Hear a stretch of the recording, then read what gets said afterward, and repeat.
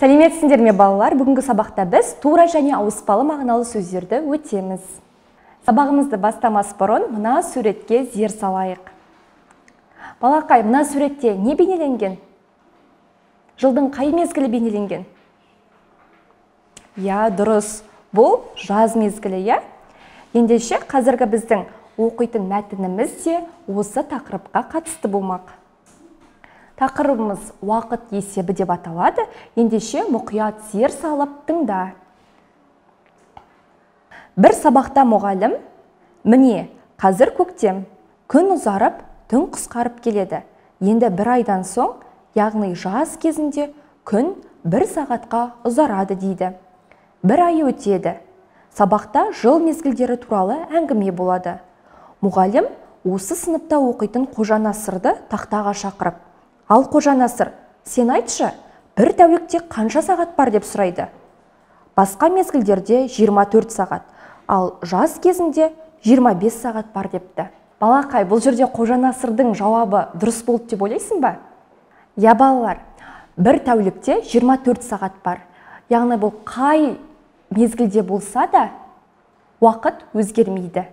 Мәтініміздегі ауыспалы мағыналы сөздерге зер салайық, я? Бұл жерде бізде күн ұзарып, түн қысқарып сөз тіркестері ауыспалы мағынада қолданылып тұр. Ендеше балақай, келесі жаттығуымызға өтейік. Бұл жерде бізге өлең берілген екен. Өлеңдегі бұрыш сөзінің екі мағынада қолданылып тұрғанын дәлелденген. Алдымен өлеңімізді оқиық. Мен табалмай бұрышты, қарадым бар қуысты, таусылған соң шыдамым, інімнен кеп сұрадым. Мен іздесем бұрышты, көрсетті-ау ол бұрышты. Балақай, бұл жерде бұрыш сөзі екі мағынада қолданылып тұр, я? Яғни сөздің тура мағынасында бұл үйдің бұрышы.